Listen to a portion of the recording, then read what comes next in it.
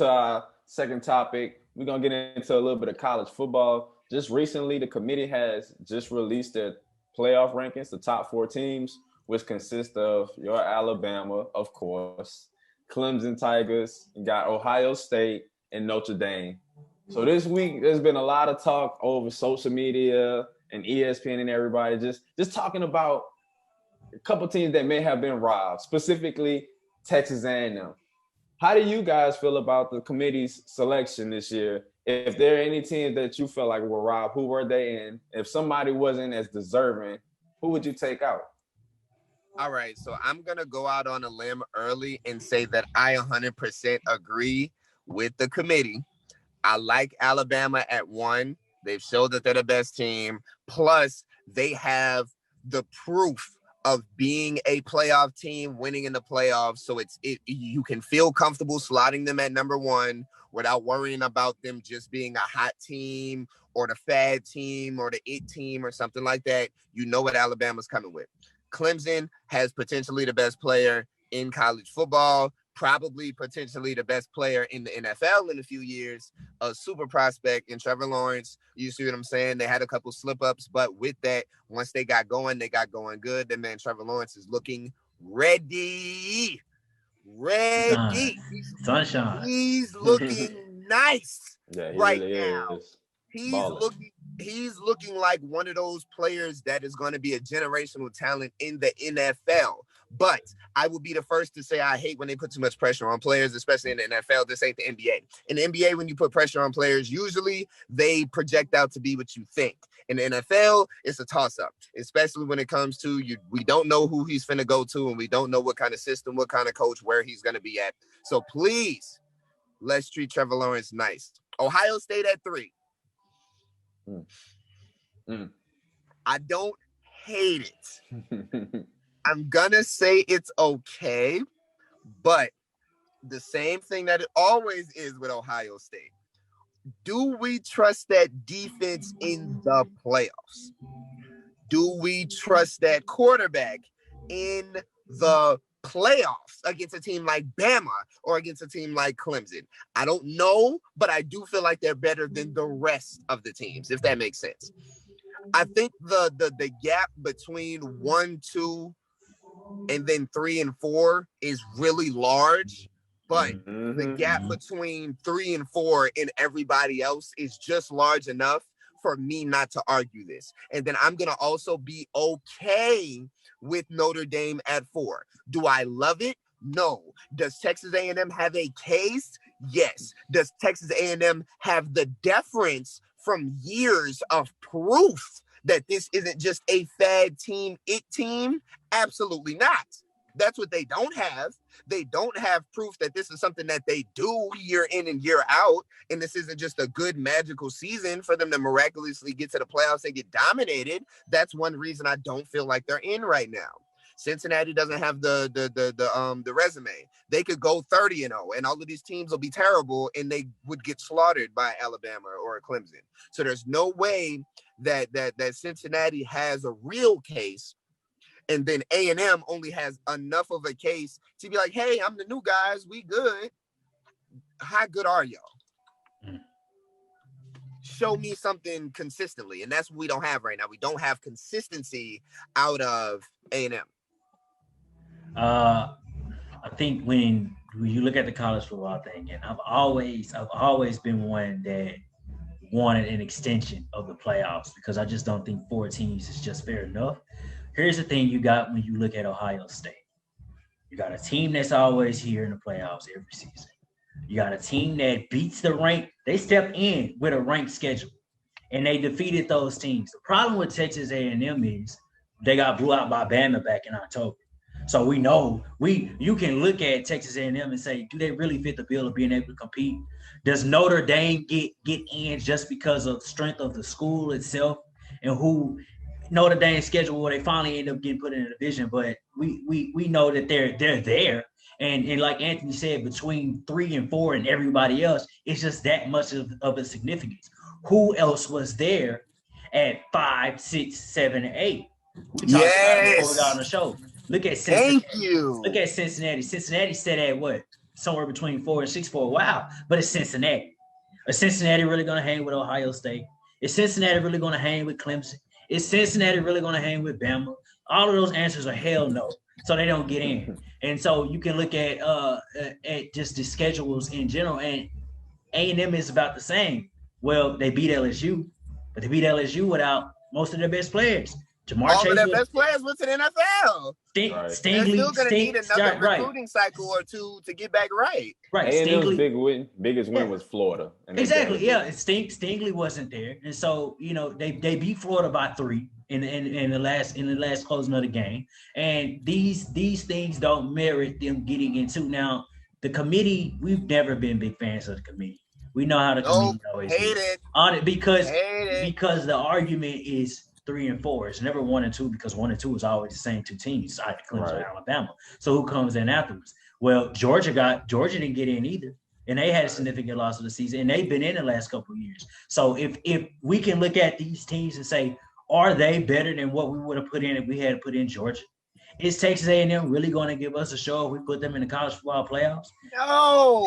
Negative. And so because of that, Notre Dame is our best preference, but Notre Dame isn't even the best preference either because they're going to most likely lose. And I don't love Notre Dame either, but they're just better than the rest of the people. And that's what's kind of annoying about a 4-team playoff because you already know. But see, the reason that they only do 4 is because when you get the 6, 7, 8, these teams shouldn't even be playing some of the teams that'll be at 1, 2, and 3. So I understand why it's only 4, even though I don't love it.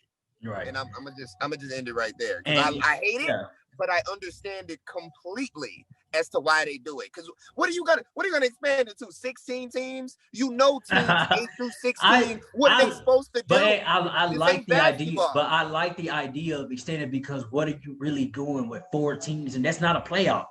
That's not a playoff. That's a Final Four. That's a Final Four. That's not a playoff. It's cool if then A&M gets in, or then it makes a little bit more sense if they're 7 or they're 6, and then we allow these teams because listen, if it was basketball, I would feel you, but like upsets don't be like. I mean, in basketball, at least 3 upsets a year, you just mark it. A lot of people's this the NFL. I mean, this football, like this don't happen like that. It'll be 1 upset every 5 years. It'll be something special. But it'll be a lot of teams getting dominated and then wondering why they even came to the playoffs. True, but don't give me 4 teams. Don't give me 4 teams and then call it the playoffs. It's not the playoffs. It's just a runoff. It's a runoff at this point. Yeah, the sudden death or a gauntlet or something. The Final Four. Final Four. Like this is a playoff. Like then it makes sense for Texas A&M to get in if they are a good team. Maybe Cincinnati gets a break. Let's remember why some of these teams are ranked because of COVID, because of shortage of games. Because we're just now watching a team at 2 and 4 still play this late in the year. Let's talk about it. Not too much. Let's talk. And then again, I think the committee takes a lot of these things. Is LSU an unranked team or possibly not in the playoff if Jamar Chase and Stingley are playing, or some of these players didn't choose to opt out? The biggest question is, would these teams be sitting here if there was a full healthy season with no COVID? Probably not. Nah. Cincinnati damn sure ain't ranked 8 or 6. They're ranked probably 20 something. And so every single team sport, we're gonna have to kind of mark this championship as a COVID championship because we can say that pretty much every team sport, like, okay, it's about who stays healthier and who got the opt-ins and stuff in comparison to who's just the best team. Because if everybody was at full strength like they're supposed to be, every league would be looking a little different. So I just want to let's take what we got, and that's why I'm saying I think we're in agreement that we agreeing with the committee. Yeah, it's okay. It's okay. It's okay. Yeah. It's okay for what we. It's as good as it could. It's as good as it can be. It's not perfect, but you got a damn committee. Like, and we got to stop with the committee. And we're not giving bad matchups. The only team that we can always say to is Notre Dame, and we did that to them last year. Yeah, we did that to them last year. So this is what we got. I like it. All right, man. I agree. I don't like it. But y'all made some good points, man. Y'all kind of changed my mind on it. I'm like, I guess y'all got a point, man. It's a lot of stuff you gotta think about. And I started looking at OU even sitting at 6, and I'm like, OU will get washed by Clemson, Ohio State, like. Thank you. It's just like, and for what Anthony said about Ohio State's defense, at least we got the teams with the most notable defenses in the playoffs.